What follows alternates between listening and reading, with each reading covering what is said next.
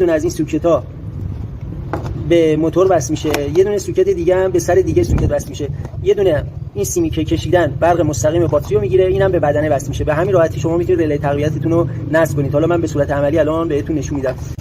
ببینید بچه‌ها، رله تقویت که تهیه کردید، شما سیم کشی موتور رو پیدا میکنید. خب سوکتش رو آزاد کنید. این رله ها خوبیش اینه که آماده است، دیگه قیچی کردن سیم ما نداریم.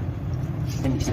کاری که باید انجام بدید اینه که سیمی که رفته به موتور رو پیدا میکنید، سوکتش رو آزاد میکنید. اگر شما سوکت نداشتید یا حالت سیم کشیتون دیگه خیلی به هم ریخته بود، ببینید وقتی این حرفا رو به سمت درستش میگیریم، یعنی اینجوری برعکس نباشه، به سمت درست باشه. شما یه سیم زرد و آبی که اومده باید ببندید به سر سمت موتور. خب سیم قرمز و مشکیتون رو باید ببندید به سیمی که از سمت کلیدتون اومده. یه دونه اینو میزنید به بدنه مشکی و این سیم قرمز هم مستقیم از باتری میگیرید. خب اگر سوکتاشو داشتید که یه مادگی داره، اینجا یه نری دارید، اینم یه نری داره، اینجا یه مادگی دارید، یعنی شما نمیتونید اشتباه بزنید. مشخصه، درسته، فقط باید تنها کاری که انجام بدید زحمت بکشید این سوکت‌ها رو جا بزنید. خب وقتی سوکت‌ها رو جا زدید میمونه اینو که پیچو باز می‌کنید می‌بندید به بدنه، اینم یه دونه برق مستقیم از باتری مثبت باتریتون میگیرید. اجازه بدید من سیمو بکشم بیارم تا اینجا. حالا دیگه اون بسته به خودتون داره سیمی که مستقیم میگیریم و از کجا رد کنیم. ببین بچه‌ها، برق مستقیمی که ما می‌خوایم از قطب مثبت باتری بگیریم، حالا من از اینجا رد کردم، شما اگر جای بهتری میدونید رد کنید، هیچ ایرادی نداره و حتما باید از اینجا باشه. نه، ببین من سیمو وصل می‌کنم به قطب مثبت، بعد از گردگیری که سیم کلاجم رفته رو کنار زدم، آوردم داخل پدال کلاجم و از پشت بخاری رد کردم سیمو. ببینید سیم من الان هنوز نصب نشده. خب این سیم منه، از پشت بخاری رد کردم. بعد از اینکه نصب کردم میفرستم پشت همین موکت.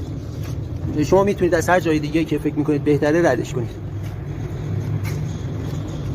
بعد از اینکه سیممونم رد کردیم آماده شد، ببینید بچه‌ها الان من سیم مستقیممو کشیدم، آماده است که وصل کنیم به رله تقویتمون. خب ببینید بچه‌ها، الان ببینید دوستان، من اینو بهتون نشون بدم قبل از اینکه اینو نصب کنم. الان سیم مستقیم که از باتری اومده رو من نصب کردم. اینم منفی ما. سویچو باز می‌کنم یک بار واسهتون تست میگیرم که ببینید تفاوت چقدر بود. اگر ببینید اول ویدیو حتی شیشه من بالا هم نمیرفت، پایینم با زور میومد. ببینید این الان پایین اومدنشه، این بالا رفتنشه. ببینید شیشه من حتی زور نداشت که پایین بیاد، چه برسه بخواد بالا بره. ببینید خیلی فرق میکنه رله تقویت که ببندید.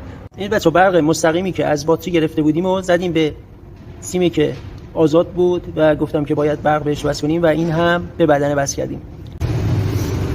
این اول ویدیو همونجوری که دیدی شیشه ما حتی زور نداشت پایین بیاد. الان هم به راحتی پایین میره، هم به راحتی بالا میاد. امیدوارم که ویدیو براتون مفید باشه. اگر سوالی داشتید بپرسید. تا یه ویدیو دیگه شما رو به خدا میسپارم. خدا نگهدار.